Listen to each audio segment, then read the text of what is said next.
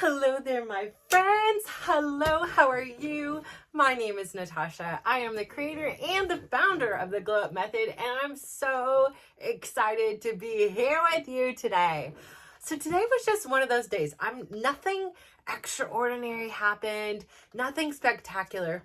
But again, I found myself just sitting here thinking or running thinking or driving and thinking, just thinking in general, like, I'm so happy. I'm so happy.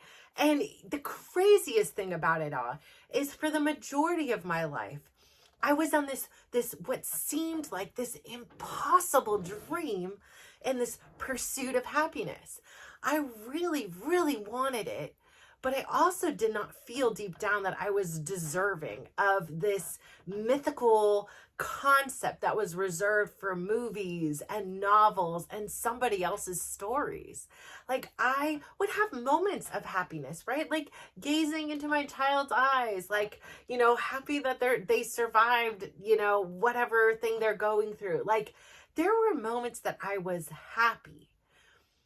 It's like a new level unlocked. And when I imagined what happiness was, this was never it. And so, it was something that like I would preach all the time. Like, I just want my kids to be happy. I just want to be happy, like happy, happy, happy. And I remember talking to my uncle, the one I talk about here, my Uncle Jerry, who is my guru, my mentor. I was his mentee. And, he was just the most intellectual man and philosophical man that I've ever interacted with.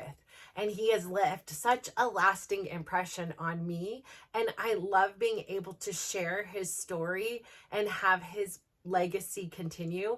It just warms my heart so much so that I'm like so grateful for the time that I did have with him. Although I gluttonously wish I had more right now, but I'm so grateful for that time and those lessons, because while not every one of them I was able to act on or understand, he definitely planted the seed, and a lot of them just needed a different set of time to germinate and come out, start sprouting in its own season, in its own time.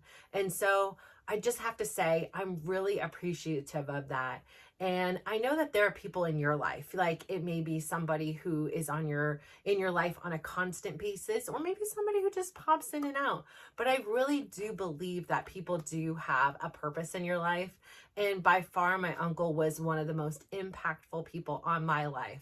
So I really love to share that appreciation for him and take that moment to say, like, thank you. But anyways, we had this conversation and he's like, well, what is it you want, like, in this life of yours? I was like, to be happy. And, he had this whole philosophy that, life was more about balance. And it really opened up my eyes to an alternative way of looking. Remember, we've talked about that a lot here. A lot of our life experiences based on our personal perspectives, like who our parents are, what our environment is, like what country do we live in? What state do we live in? Like, so many external things go into the way our perspective is shaped, right? The people we hang around with, the media we consume. Like, there's so many factors and things that influence us, making us us, besides our own kind of guiding force, our own little compass on the inside.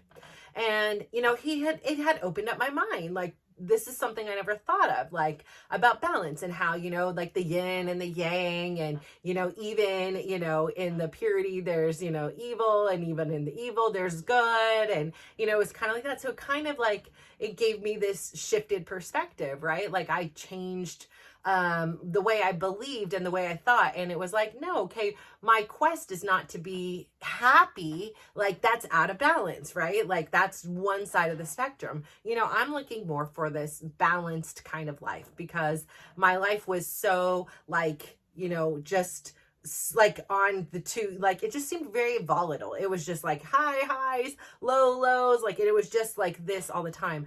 And on occasion it would have some balance, and I could finally just be like, just take a deep sigh of breath. But on the same turn, it was like a sigh of breath, but then you're looking around like, crap, I just breathed, I just took a break, like it's not good, nor is it bad, and now I'm just waiting for the next shoe to drop. What's gonna happen? Who do I have to help? Like, where's that damn cape of mine? I need to throw it back on really quick. So from then on, I kind of was really in this philosophy that balance was the ideal. Balance was what I had, dreamed happiness would be.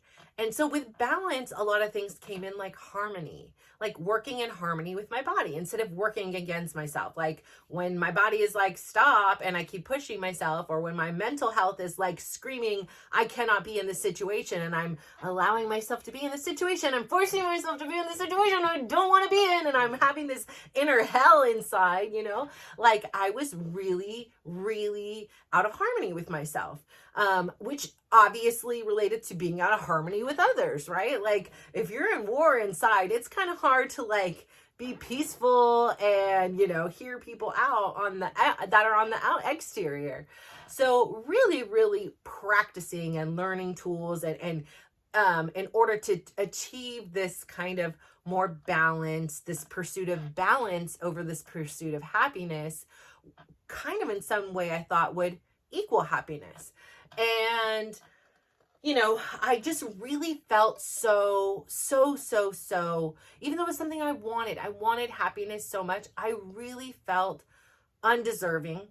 I felt unworthy of it. And now I don't know what I was punishing myself for. Like, now I look back and I'm like, why didn't I deserve to be happy? Why didn't I deserve peace? Like, why didn't I feel worthy of this? Like, I try to break this down and understand where this came from. Like, I just felt like I was so undesirable in every aspect. And it, again, is probably so obvious. It probably comes down to, the situation with my mom leaving so soon, and just, like my parents being teens. Like there were so many factors probably that contributed it to that kind of feeling, but that I really, really carried on. And I believed, like I've said on here before, when people have, and I'm not even going to say like I have never said an evil or mean thing to somebody else, because I feel terribly guilty about it. Like we live and we learn, like I'm not perfect here. But, one of the things was anytime anybody said anything negative about me, because I worked so hard at having this persona that like I had crafted. It wasn't me, but it wasn't, it wasn't me necessarily, but it was like this molded version that I thought everybody wanted me to be. But the problem with that, it was like certain things that maybe my spouse would want me to be, or my friend would be, like they wouldn't be in unison, like they wouldn't be the same. And so it was really hard to kind of juggle that. And yeah, in a one-on-one situation, like it's easy, but then you get into a group setting and it was like, oh, it's like a freak out, because here I am, this chameleon, and I'm just flashing through colors depending on who I'm with.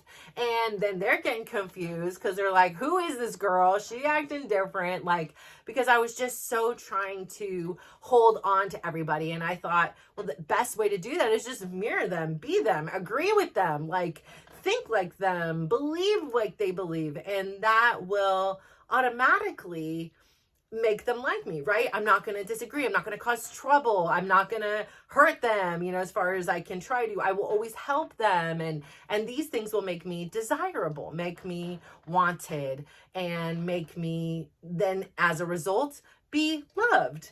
And, what I've learned is that no matter what you personally do, if you're changing who you are in order to appease somebody else for fear out of something, it's just not going to work. It's just not going to work on a long-term level. It's not going to work for you. It's not going to work for them.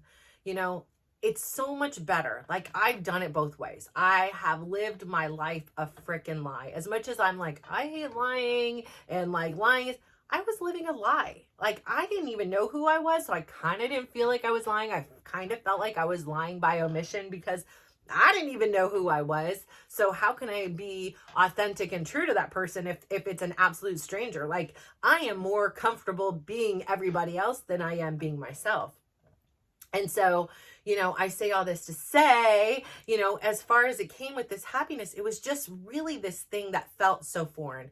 And again, I will go back to my friend who I, again, am like, praise Jesus, hallelujah, the universe, source, whatever aligned, you know, had COVID happen, had me clean out a cabinet, had me stumble upon a picture, had me have this spontaneous idea to just send it in a Facebook picture, like Facebook message, and then have the person respond, and then have some conversations afterwards that probably was inappropriate, but then to actually have the whole point of it all come out.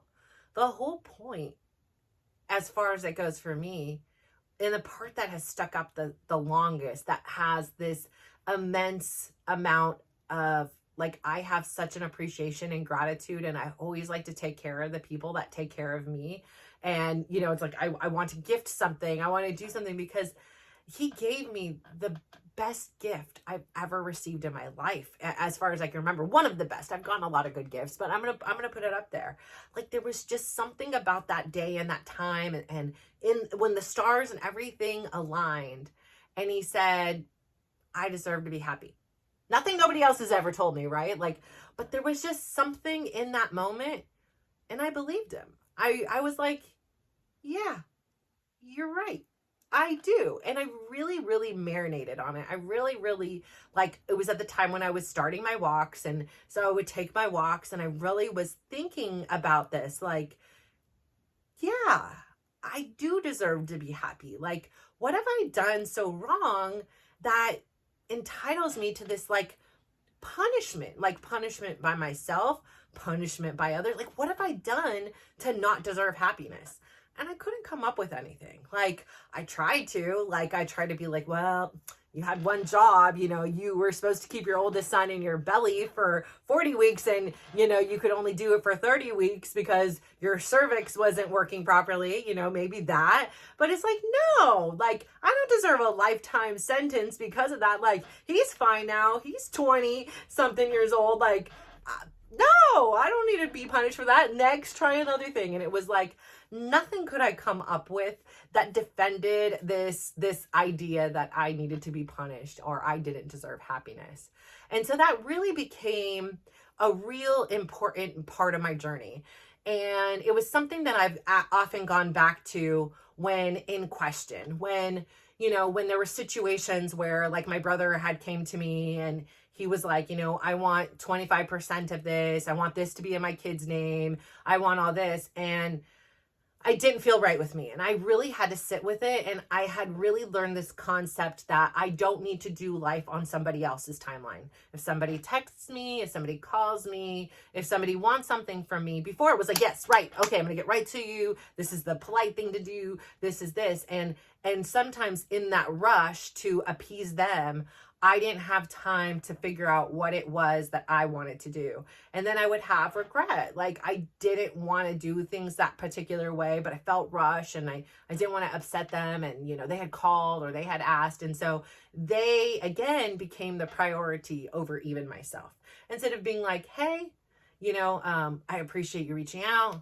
I'm going to need some time to think about it. Like, communicate, don't ghost them, right? Like, there's that side of it. I'm going to need some time to think about it. Let me get back to you. And so, again, when it came to my brother, it was this really hard thing for me because there was one aspect where I really, really wanted to give him everything he wanted. Because whenever he's asked me for anything, I've always been there to do that and help him, which, again, it wasn't like an overwhelming thing. Or even when he didn't ask, like growing up and things like that, you know, I made sure the kids that were bullying him, you know, were told, you better knock it off by, you know, older, you know, bigger boys. And, you know, I did whatever I could do in the shadows and in the present to protect him. You know, like when the situation happened with my mom, getting him his blanket, giving him his bottle, blasting the Sesame Street. When my parents were fighting, blasting our little record player and sitting in the closet and covering his ears, like putting on other toys. Like, I'm only 2 years older. I'm not like I'm 15 years older than this kid. I'm 2 years older.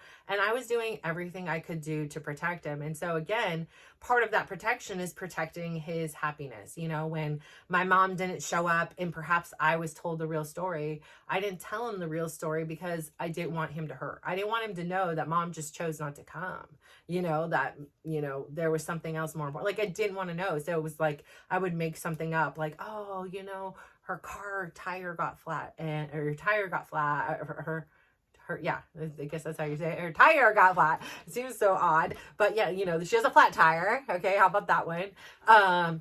Or whatever the story was, she had to work or whatever it was, because like I felt like I was really protecting him and protecting his happiness. So again, when he asked for this big thing, but it didn't sit well with me, it was really hard for me to honor myself and say, no, I don't want to, and here's the reasons why. But if you need help with XYZ, I'm happy to help. Like, I'm happy to do something. And, you know, again, at the end of the day, he wasn't happy with me. He wasn't happy with my decision, you know, as he can be. You know, I tell him I love him. You know, he says, I never loved you. And we haven't talked since. So again, you know, he has to do him and whatever makes him happy. You know, he said in there, like, we've never liked you. Like, you've never brought my family happiness and all these things. And it was like, wow, really? Like 2 minutes ago, you really liked me and we were going to be business partners and all these things. But now the true colors come out, and I never brought you happiness in the first place. And, you know, at the end of the day, it isn't my job to make somebody happy. And I think for so long, I really felt like it was my responsibility to be like a major contributor to the people in my life's happiness. And that was everybody but myself. And so there was literally nothing left. It was like, I did everything to make my kids happy. I would leave them notes and, you know, do the dishes and do everything to make them comfortable and happy and try to like minimize any pain or sadness. And, you know, I would share stories and let them stay up on occasion or miss school, you know, because they were happy. And that was such an important thing, because I didn't feel like I was deserving of happiness, but seeing other people happy still gave me happiness to some point, right? Like up until the point. And it's like now, you know, it's so ironic to me. It's like, I just want to be alive. Like, I am loving my freaking life. And it's so crazy, because the other big part that got me here was a side of a mountain where I no longer wanted to be alive. Like, because I wasn't living while I was alive. Like, I was just being, I was surviving. And now I am designing this life that allows me to not survive, but to thrive. Like, every day is such a blessing. You know, I say it on here all the time, and I don't say it to be morbid. Like, sometimes my kids are like, Mom, like, why do you always talk like this? Like, what are you talking about this?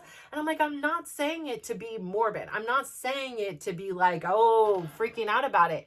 But I'm saying it to be like, this is true. There is no promises for 5 minutes from now. I could have a freaking heart attack. Like, I can go out and get hit by a bus. Like, you know, like I said on here, we have a young man, a friend that we've been friends with for over 10 years. We've known this young man and their family. Super athlete, freaking running in the junior Olympic trials, like a star freaking soccer player playing on MLS teams, like, amazing physical being. And one blink of an eye, he's now paralyzed, and he's 15 years old. And to have to think about that and know that there's no difference between him and I, that just, it happened to him and it hasn't happened to me and hopefully never will. But the thing is there's no promises. And so why not be really grateful? Why not go into my dance class today and just move as much as my body can? I'm making up for lost time. There was so much time that I didn't know dance existed in this fashion. I didn't know I could move my body and express myself in this way and have fun and just let it all go and not give a crap who is watching. And if they have time to watch me, then you know what? Enjoy the freaking show, because I don't have time to watch anybody except for the instructor. And I'm just trying to keep up here. Like, he's too good. He's too fast. He's too good. Things move on him that just don't move on this 48-year-old body anymore. But it's fun to try, okay? So, you know, I just felt like today, like, I'm just so happy, you know, and it happens to be, he calls me up on the stage. I do a song that I know by heart. However, it's different when you're on the stage because it's backwards. So my brain was like, I give myself a solid B-, like, on the performance, because I was like trying to think like what the heck I was doing, like for me personally. But afterwards, like I had so many people come up and they were like, you did so good. Like, you're just so happy. Like, they look at me and they're like, when I'm in this class, like, and I'm starting to feel like I'm tired, I'm fading, I'm losing out, like I can't do anymore. I look over at you and you're just flinging around the classroom. You got a big smile and it just gives me energy. And like, these were different people that came up at different times in the course of me leaving the gym. And they're like, I just want to know, like, your happiness, your smile just exudes out of you and it just makes others around you happier. And I want you to know, like, now I'm going through my day, they say, even happier and with a big smile because of you. And I'm like, no, it's because of you and all of you. And in this like community that like I get this opportunity to be me and connect with me, and that allows me to just be me and be happy. And it's such like a full circle moment, right? Because it's like I've lived my life hiding behind people and in the shadows and afraid to be who I was, afraid to discover who I was, afraid to make mistakes, afraid to, see myself in the mirror, afraid to allow anybody to see the real me, because I thought that the real me was so ugly and so despicable and disgusting and so despised that she wasn't even worthy of being. She was worthy of being shoved into solitary confinement, shut up, quieted, hidden in a closet where nobody can find her. And I felt like it was just better to be everybody else, because everybody else was loved and everybody else was cared for. And I wasn't. And so that must have meant I wasn't good. It must have meant I was bad. It must have meant I was heinous, right?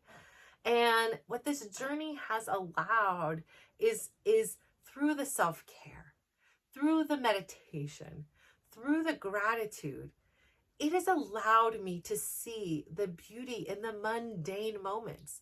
Today, nothing remarkable happened, but yet it was the most remarkable today I'll ever have, right? Like, isn't that something that like we just don't think about? We're always in this quest for the goal or the destination.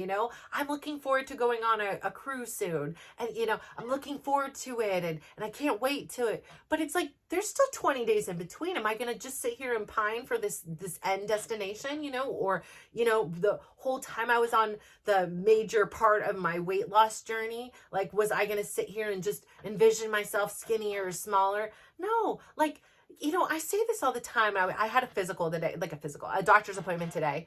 And, I had to tell the doctor, I said, she was talking about my weight loss and things like that. And she says, I don't want to be condescending or anything. She's like, but I want you to know what you've accomplished is remarkable. You are remarkable. You are an outlier. I know, as a physician and somebody who sees people come in here daily struggling with some of the struggles that you have encountered, I know from their perspective and my own how challenging that was.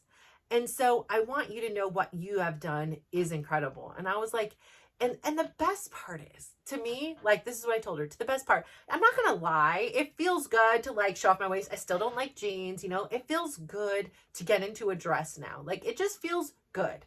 And I said, but that's just part of it. Like, honestly, it's the funny thing is because at times the physical was what the dream was about. Like, the physical was the motivation, the physical, to get into this pair of jeans, or to wear this thing, or to turn this person's head, or to get, society's acceptance.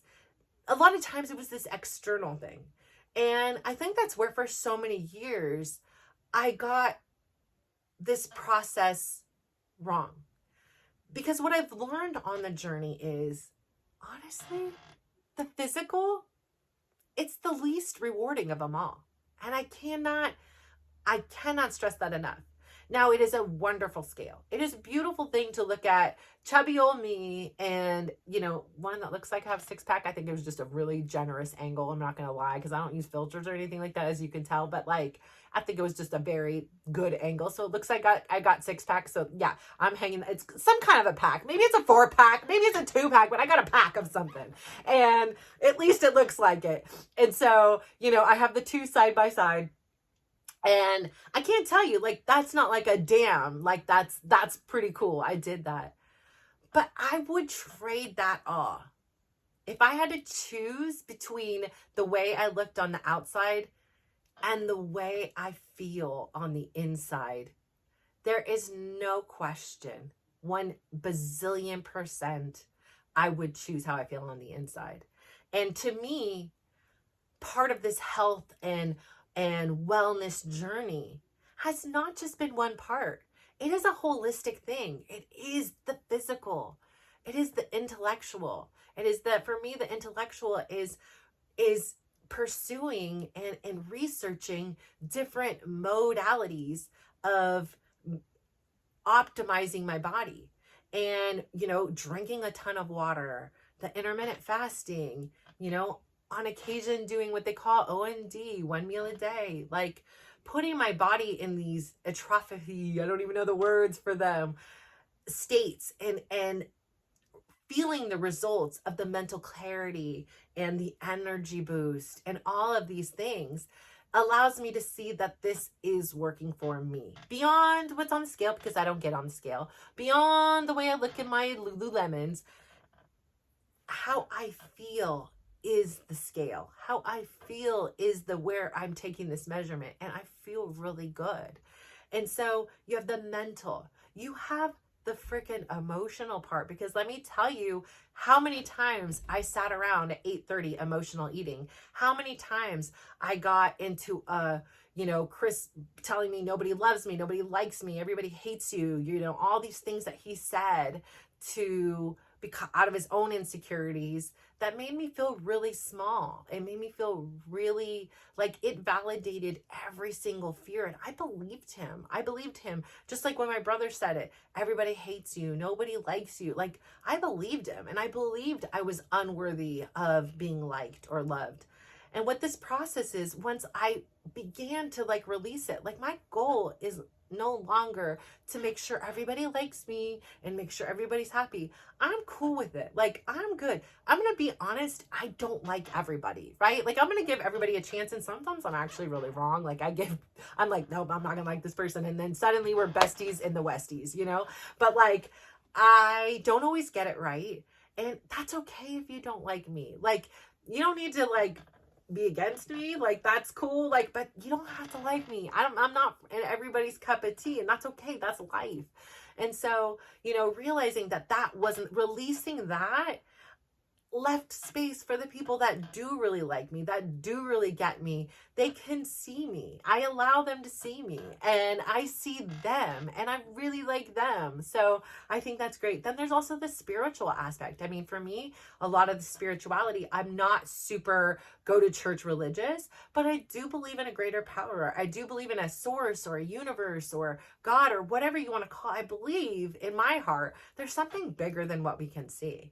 And, I've had a lot of personal testimonies to this, with my own life experiences, seeing so many people pass away in front of my eyes, and, having the blessings of people pass away and coming back into life again. So I've seen a lot of it. So I do have spirituality. I do love to hear, the stories behind certain things. And so, yeah, there's that part. And then there's this, this dream part, this part, this pursuit, this quest to,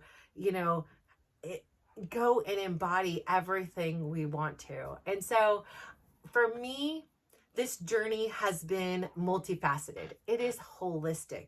There is not one thing. It's not all about exercising, but it's also not all about just meditating and that stuff. That would be great, right? If I could just meditate and stretch and be skinny, I mean, that would be lovely. But then again, I would really miss my dancing. I would really miss, even though I will never say barre is my favorite class, I will really miss like using the weights and feeling really strong in my body and seeing, oh, dang, I don't know what the heck these things is called up here, but these pop it, they're not the lats, because I was told those are here. I don't know, whatever the heck these things are, like, oh, I caught those in the mirror and I was like, dang, girl, those things is popping now. Like, just to feel the womanly power within my body. And so I say all this to say, oh my gosh, 30 minutes has gone by and I so appreciate you. So thank you for tuning in on this day. I really, really appreciate you. I can't wait until the next time we meet again. I'm so proud of you. Please go out there today, give somebody a big smile, give them a compliment, and just watch how they glow up. So thank you.